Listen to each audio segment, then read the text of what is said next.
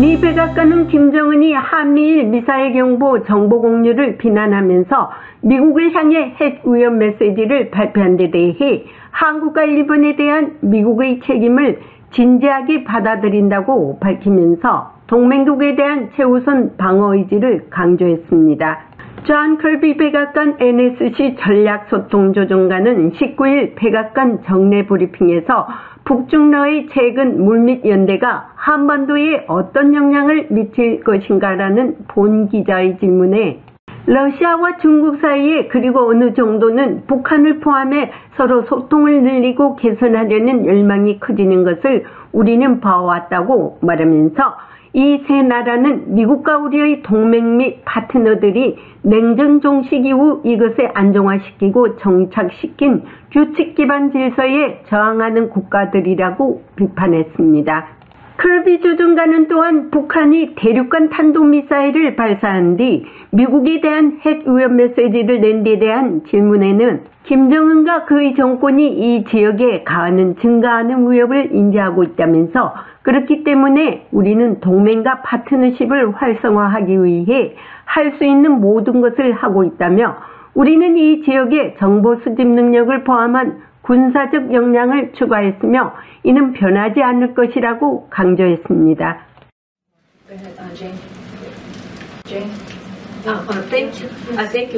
감사합니다, 칼린. 그리고 참 두 가지 질문이 있습니다. 최근 북한 김정은의 잇따른 탄도미사일 발사와 러시아, 중국 그리고 북한의 외무부 장관들과의 회담에 관해 이 모든 것을 미국은 어떻게 보고 있습니까?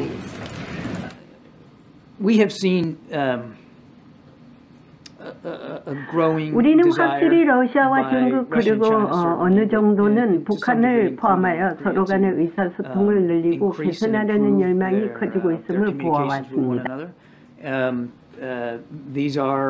이들은 미국과 우리 동맹국 파트너들이 이곳의 안정을 도왔고 냉전 종식 이후 확립해온 규칙 기반 질서에 저항하는 새 민족 국가입니다.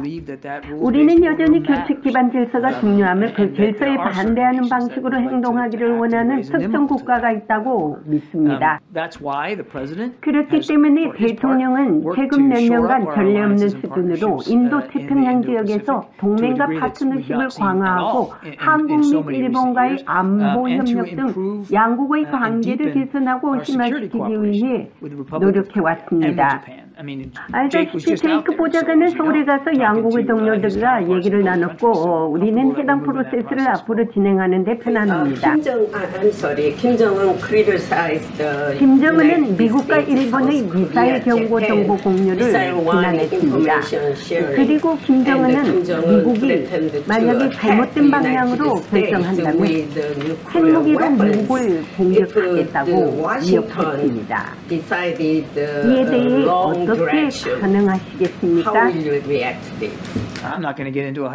제니 듀아와 나는 이것에 대해 수십억 번이나 얘기했습니다. 우리는 동맹국인 일본과 한국에 대한 책임을 진지하게 받아들입니다. 우리는 김정은과 그의 정권이 점점 큰 위협을 가하고 있는 것을 인식하며 이것이 바로 제가 말했듯이 이러한 동맹과 파트너십을 활성화하기 위해 최선을 다하고 있는 이유입니다. 우리는 정보 수집 능력과 군사 능력을 추가했으며 그것은 변하지 않을 것입니다. 전에도 말했듯이 우리는 한반도 비핵화에 관해 대화를 시작하기 위해 전제 조건 없이 김정은과 기꺼이 마주 앉을 용의가 있습니다. 김정은은 그 제안을 우리에게 받아들일 능력도 받아들일 의향도 없었습니다. 중국은 미국이 북한과 대화를 하지 않기 때문에 북한이 문제를 일으킨다고 옹호하고 있습니다. 중국과 러시아의 거부권 행사로 인해 유엔 안보리가 또 빈손으로 폐막되었습니다.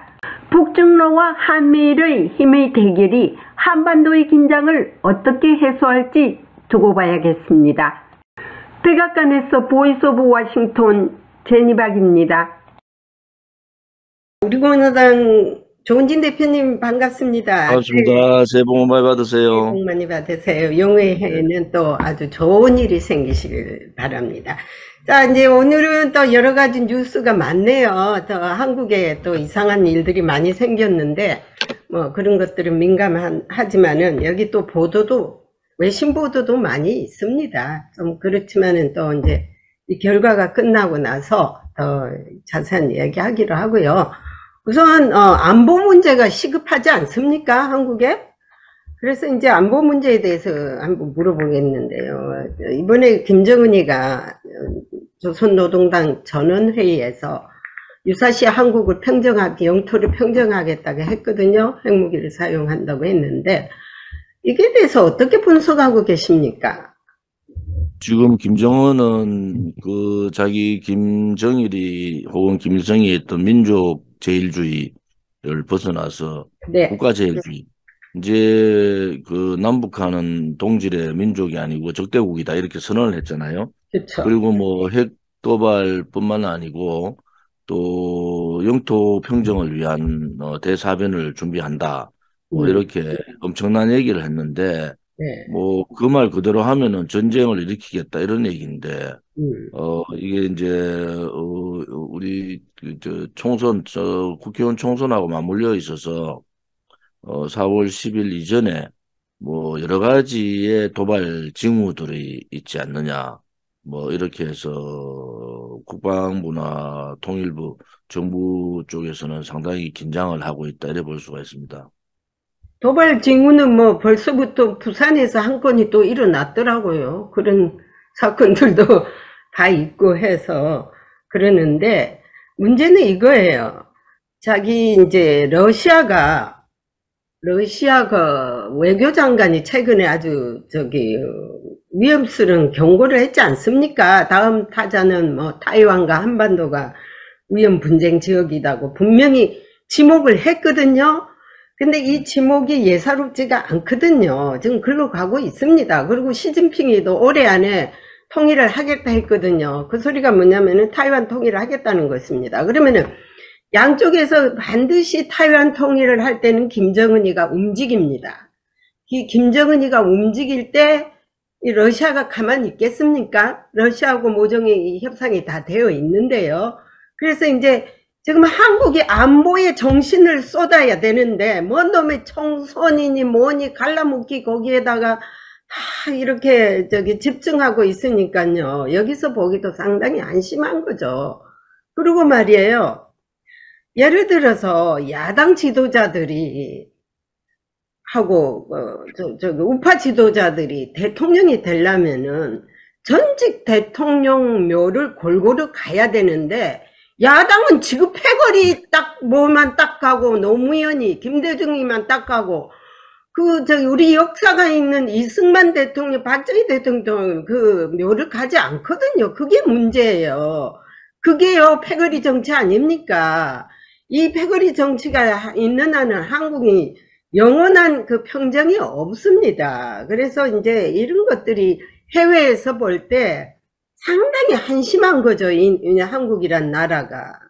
지금 이제 그 미국이나 외국에서는 한반도의 김정은 이런 발언 자체를 굉장히 중시 여기고 물론 우리 이제 윤석열 정부도 굉장히 심각하게 보고 있는데 네. 어떤 형태로 도발할 거냐라는 부분들이 상당히 예의주시되고 있는 거 아닙니까? 그쵸. 하나는 이제 사이버 테러, 이제 총선과 관련된 뭐 사이버 테러를 할 가능성 혹은 금융기관의 라인들을 다 막아버리는 그러한 테러가 있을 수 있고요.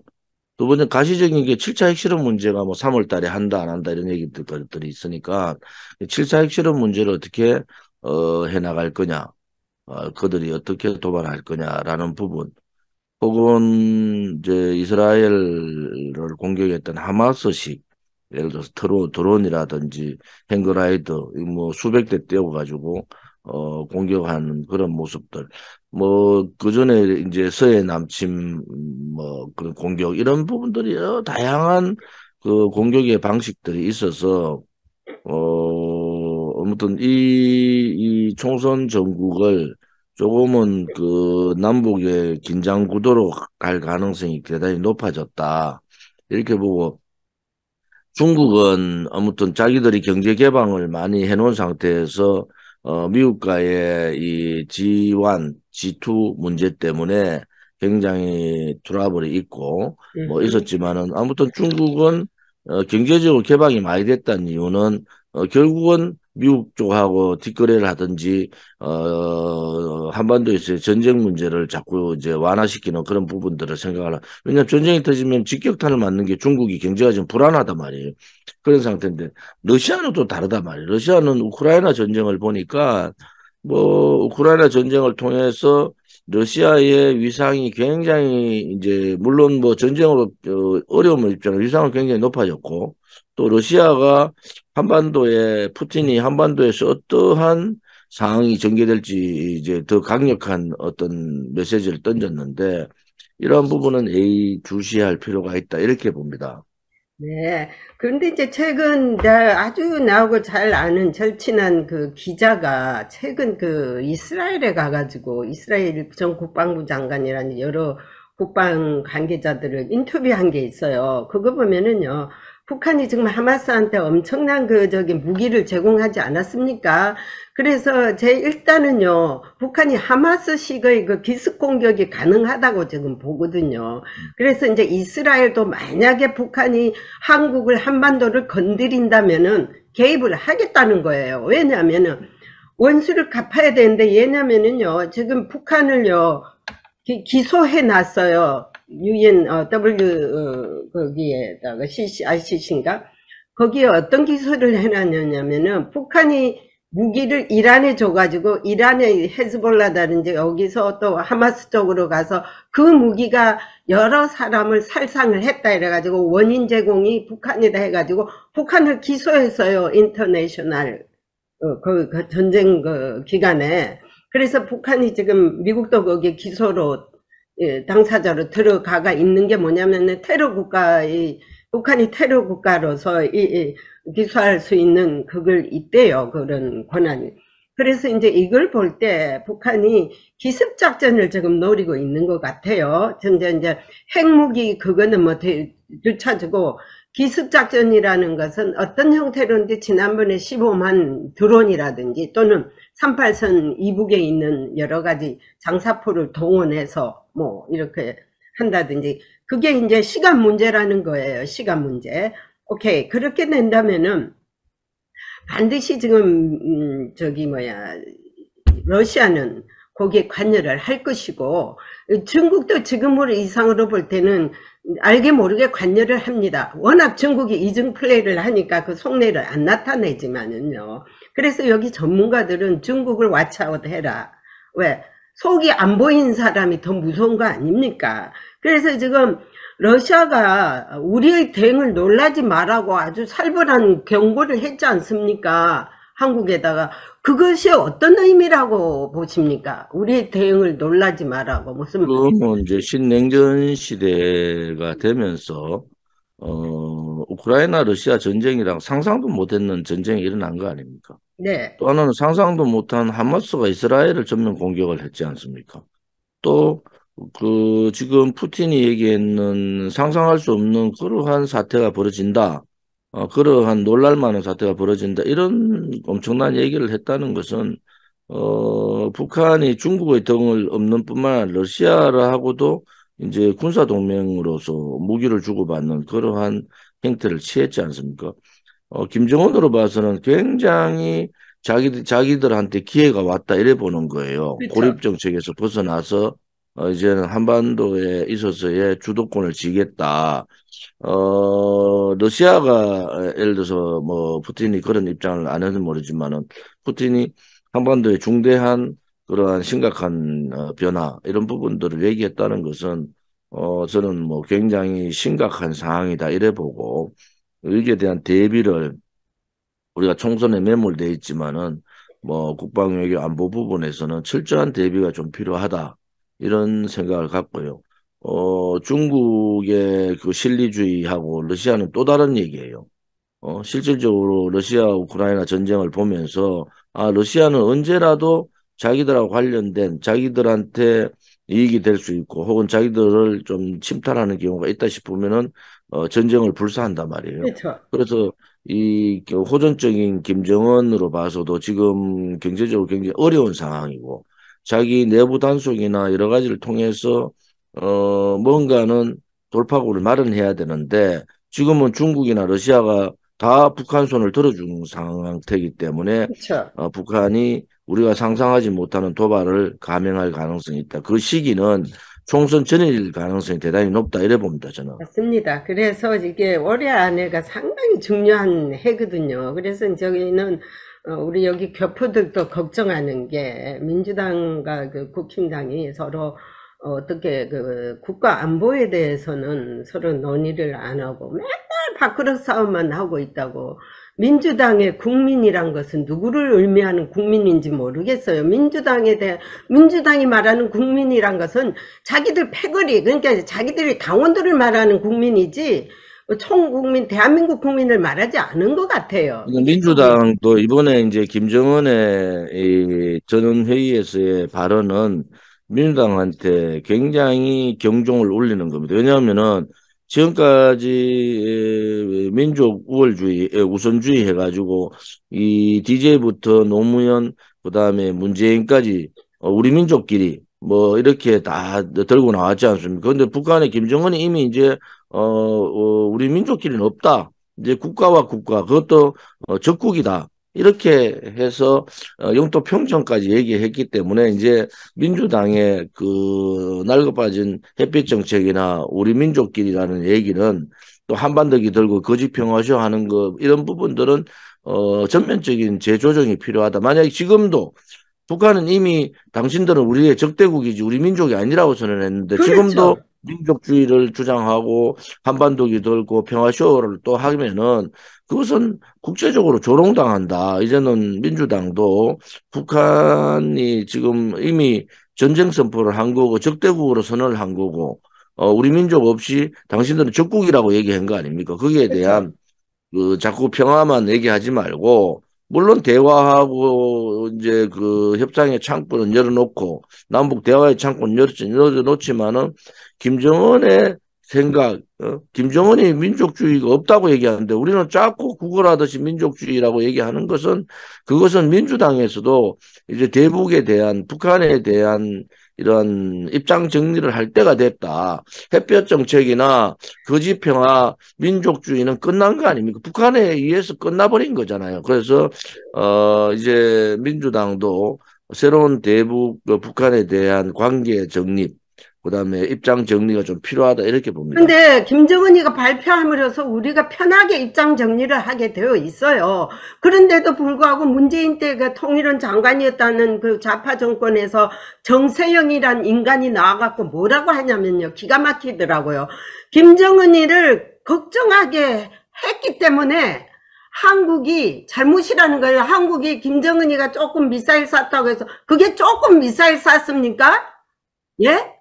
국제사회가 놀랄만한 일들을 하고 있는데 그게 어떻게 조금 여기는 해서 9.19 군사 합의를 그 위반한 게 360건이나 되는 거 아닙니까? 그래서 그런데도 우리가 볼 불구하고 때는 정세현 이런 사람들의 그 사고 방식은 예 전혀 뭐 이 국민들한테 다가오지 못하고 있다. 왜냐하면은요. 지금 신냉전 시대 이전의 사고를 가지고 그렇죠. 한반도 김정은을 보는 것은 대단히 잘못된 시대착오적 상황이다. 이래 보는 거죠. right. 신냉전 시대가 들어오고 러시아 우크라이나 전쟁이 터지고 하마스가 이스라엘을 공격하는 그런 상황에서는 그러한 구태의연한 그저 평화쇼에 바탕 둔 그러한 생각들은 바꿔라. 그런 옛날에 저 정세현 전 통일부 장관하고 비슷한 사람들 꽤 있었잖아요. 그런데도 불구하고 어저께인가 그 어디에 나와가지고 인터넷에 보니까 그 얘기해서 미국 전문가들이 뭐라 하면 아직도 이런 인간들이 있느냐요.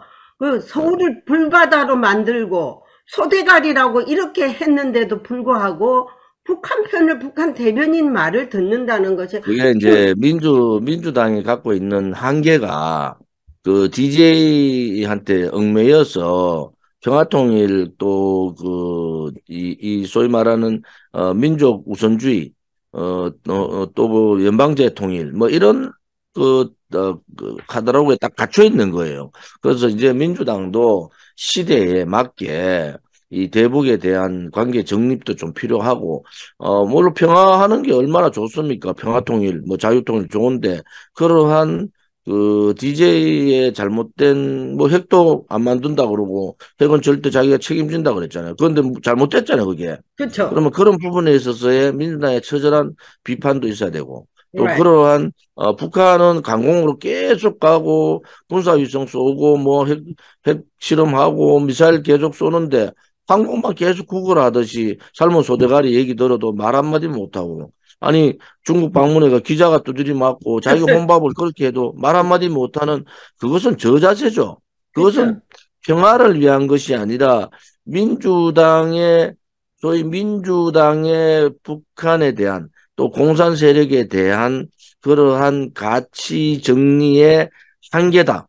그게 DJ의 함정이다. 예를 보는 거 저는 DJ가 그런 엄청난 함정에 빨려 들어가 있다. DJ의 함정에. 그래서 이제 민주당도 김대중 DJ의 이 평화통일론에서 벗어날 때가 됐다. 햇볕 정책에서 벗어날 때가 됐다. 그렇죠. 이렇게 볼 수가 있습니다. 그래도 이제 저 대표님과 우리 때만 해도 그 방공 교육도 있고 이 정신 교육이 상당히 강했거든요. 그래서 우리가 해외에 나와서도 아주 꿋꿋하게 이런 정신을 유지하고 있지 않습니까? 그래서 미국에서 그때 국방부에서 그래서 한국군이 만약에 전쟁을 한다면은 정신력에서 질 거다고 그런 말까지 했습니다. 오직 그랬으면은 그게 정교조가 이미 학생들 때부터 다 머리를 흐려놨고요. 넘버 투, 군인이 적이 누군지도 모르고 적을 아군으로 생각하고 있었는데 문재인 때 그래서 군 정신 교재를 이번에 바꿨지 않습니까? 그래서 며칠 전에 제가 국방부가 기자들하고 저기 Q&A 하는 브리핑을 봤는데 기자가 막 국방부를 나무라더라고요. 북한을 적이라고 했다고요. 아니 적을 적이라고 했는데 아이고 그게 뭐가 나쁩니까? 그러니까 이런 놈의 정신을 가진 기자들이 문재인 그러면서 이게 문재인 정권 때 해놓은 정책을 다 바꾸려는 심사 아니냐? So what? 군대는요 정신력이 적이 누군가를 똑바로 해야지 총을 쏠 수 있습니다. 아군을 적을 아군으로 생각하고 있는 나라는 아마 이 우리 한국 군인 중에서 몇몇 어다리 같은 것들이 뿐일 거라고 내 뭐 생각. 아무튼 뭐 김정은이 대한민국 적국이라고 이미 선언을 해버려서 우리가 뭐 적국이 아니다고 암만 얘기해도 김정은은 우리는 적국이라고 선언을 하고 영토 평정을 하겠다고 선언을 해버리기 때문에 그렇죠. 지금의 이제 그 민주당이나 좌파들 주좌파들의 그러한 그 이 잘못된 그 북한 정권에 대한 인식은 이제 네. 거의 끝이 났다 이래 보는 거예요. 네. 그러고요, 이제 마지막으로, 몇 개만 짚고 넘어가겠는데요. 최근에 여기서 나온 얘기인데, 이거는 상당히 고급 정보라고 볼 수 있거든요. 북한이 지금 막 해외에 나가 있는 외교관들을 전 외출 금지를 내렸어요. 이게 무슨 의미를 할 것입니까? 그죠? 지금 뭐 내부적인 단속이고 지금 현재로 봐서는 북한이 뭔가 그런 상황에 모종의 대비하는 거지. 준비를 하고 있다. 그쵸? 이렇게 볼 수가 있는 거죠. 만약에 예를 들어서 국지적인 도발이라든지 북한이 한반도에 대한 여러 가지 상황들을 바꾸려는 지금 상태를 바꾸려는 근데 미국도 지금 정신이 없잖아요. 미국도 대선이 있고 뭐 전쟁이 양쪽에 터지고 우크라이나 전쟁은 의회에서도 반대하고 있죠. 뭐 트럼프는 저렇게 또 딴소리 하죠. 이래서 미국도 정신이 없는 상태에서 북한까지 예를 들어서 한국에 대한 공격을 한다든지, 공격이라는 게 뭐 사이버 테러도 있고 여러 가지 있지만은, 그렇게 했을 때, 북한은 나름대로 자기들은 국제적으로, 위상을 높일 수 있다. 또 러시아하고 또 중국이 뒷배로 지금 붙어 있는 거기 때문에 자기들 어떤 도발을 해도 거기에 대한 제재를 받을 확률이 제로다. 이렇게 보는 거 아니겠습니까? 그렇죠.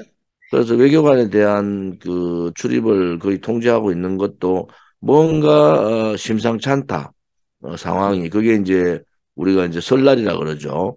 그러한 상황들하고 맞물려 가지고 또 한국의 총선하고 맞물려서 저들이 어떠한 테러 공격을 할 건지 이런 부분에 대해서는 예의주시해야 된다. 이렇게 봅니다. 그렇죠. 여기 나와 있는 뭐 북한 대표부의 그 공산이 대사들의 행동을 볼 때도요, 자기네들이 비상 상황에 대해서는 상당히 다 차단하더라고요. 말하는 것도 그렇고 나오는 것도 그렇고. 자, 그리고요. 예를 들어서 이제 또 북한이 이런 상황을 만든다면 우리가 감지될 게 있어요. 이 시나리오 1부터 7까지가 벌써 김정은이가 만들어 놨어요. 그 시나리오에서 바로 기습 공격이 아니라 제1차는 전산망을 완전히 봉쇄한다는 거 아닙니까? 전산망 타격와 지금 가끔씩 전산망이 뭐 허리가 지금 있지 않습니까? 그리고 한국의 곳곳에 지금 게릴라전을 지시만 내면 할 수 있는 인간들이 얼마나 많아요. 전에 누구죠? 이름도 잊어먹었어요. 이석기 같은 인간들이 다 그 배우 조종자들입니다. 그런 것들 다 예의주시 해봐야 되고요. 북한에서 온 것들 그것도 100%는 나는 믿지 않습니다. 탈북자들도. 그것도 주시해야 되고, 하여튼 우리 한국이 할 게 너무너무 많습니다. 그래서 이제 제대로 된 국가 간이 뚜렷한 이런 사람들을 해야 되는데, 우리 조은진 대표님이 진짜 이런 시기에 사용이 될 수 있는 인물인데 왜 이렇게 이제 뭐 좋은 방향으로 총선을 통해서 이제 좋은 방향으로 가고, 사실은 뭐 북한이 저렇게 강공으로 갈 때는 거기에 맞는 그렇죠. 대한민국의 대비책이 있어야 된다. 뭐 가장 쉽게 할 수 있는 게 사이버 테러 혹은 다음 총선 테러 이런 부분들이 있거든요. 그런 데 있어서는 뭐 총선에 대한 그 개입 문제가 전산망을 통한 개입도 가능하다. 이것이 국정원의 발표지 않습니까? 그래서 선관위에서 한편으로는 이제 수개표하겠다 이런 얘기를 하는데 우선 사전선거부터 수개표를 해라. 저는 그렇게 주장하는 입장입니다. 여기도 지금 벌써 총선에 대비해서 사건이 어저께 터졌습니다. 콜로라도 그 대법원에 트럼프 보팅에 못 올린다 해가지고 거길 누가 총격전이 또 벌어졌어요. 거기서 폭탄을 터뜨리고 여기나 거기나 지금 난립니다. 지금 미국이 그쪽에 신경 쓸 겨를이 없는데 미국이 신경을 안 쓰더라도 한국 자체에서 할 수 있는 한 다 할 수 있도록 지금 윤석열 정부가 그런 인사들을 여러 뽑아놔야 되는데 어찌하여 또 한동훈인가 이 비대위원장이 그 비서실장인가 하는 사람이 상당히 극자를 또 뽑아놔가지고 문제가 많더라고요. 박근혜 대통령을 뭐 탄핵을 안 냈다면 뭐 가슴이 쓸어 안을 정도로 뭐 탄핵을 성공했다라든지 이런 인간을 갖다가 그 자리에 앉혀내서 난 도대체 국힘당이 어떤 당인지 모르겠네요. 헷갈려요 도대체. 우파에서 뽑아놓은 당에서 하는 것들이 어쩌면은 이게 색깔이 그냥 놀이끼리 해가지고 뭔 색깔인지 확실하지를 못해가지고 이재명이 문재인 하나 정리 못하고 있는 것이 뭔지 지금 교포들도 지금 와서 지금 난리예요. 나한테 막 질문하고 난리예요. 나도 모르겠다. 직접 물어봐라고 그래요. 그래서 아니 도대체가 우리는 잘해라고 우파를 확실하고 우파를 뽑아놨는데 하는 것들을 보면은 이게 뭐 분홍색도 아니고 뭐한 색깔인지 모르겠다고 그러는 사람들이 많거든요. 그런 걸 빨리 국민들의 입맛에 맞게 좀 해야 될 것 같고요. 그래서 이제 한국 정치가 좀 더 세련되면 더 좋지 않나 하는 것도 저의 바람입니다. 그래서 새해에는 좀 특이한 사람들이 특이한 탤런트를 가진 사람들을 확실하게 뽑아서 대응을 해야지요. 이것도 저것도 아니고 괜히 그 무슨 놈의 진보 좌파들 눈치 보느라고 그런 인간들 옆에 있다가는요 다 잃어버립니다. 예. 새해에는 뭐 건강하시고요. 뭐 정치의 계절이 시기가 됐지만 그래도 국민의 삶을 챙기고 국민들이 무엇을 바라는가를 잘 볼 수 있고 또 우리가 이제 제니박 기자하고 이렇게 외교적인 부분에 대해서 많이 얘기를 하니까 북한의 도발에 대해서도 우리가 철저하게 대비하는 그러한 한 해가 됐으면 좋겠습니다. 예, 이제 제가 마지막으로 원멘트 우리 대표님은 답변을 안 하셔도 돼요. 좀 전에 나온 외신에 보면요. 한국에 지금 이재명이 그게 무슨 세계적인 토픽도 아닌데 무서운 멘트가 하나 있어서 봅니다. 의사들이 집도하는 의사가 발표해야 될 것이 당에 있는 사람이 발표를 한 거는 조금 뭐가 맞지 않지 않느냐라고 이 외신에도 나왔어요. 그래서 이게 상당히 그 민주당을 보면 자기들 멋대로 하는 당인 것 같아요. 어떤 뭐 소위 말하면 원칙도 없고 상식도 없고 자기들 마음대로 하는 것 같아요. 국민의 알 권리가요. 집도하는 의사가 그 사람이 상처가 얼마고 어떻게 진행 사항을 보고하는 게 당연하지. 무슨 놈의 당에 있는 사람이 그걸 지같이 뭐 저 수술실에 가서 봐서 뭐해서 그러고 있는 거 그걸 보면서 나중에 뭐 나중에 냄새가 나는 것 같아. 나중에 발표하겠죠. 좀 예. 기다려 봅시다. 예. 예, 알겠습니다. 그리고 여러 가지도 볼 때 예. 참 맞지가 않습니다. 새해 건강하시고 예. 화이팅 하십시오. 예, 예. 새해에는 더 많은 웃을 일이 생기기를 바랍니다. 예. 고맙습니다. 예. 감사합니다. 예. 예.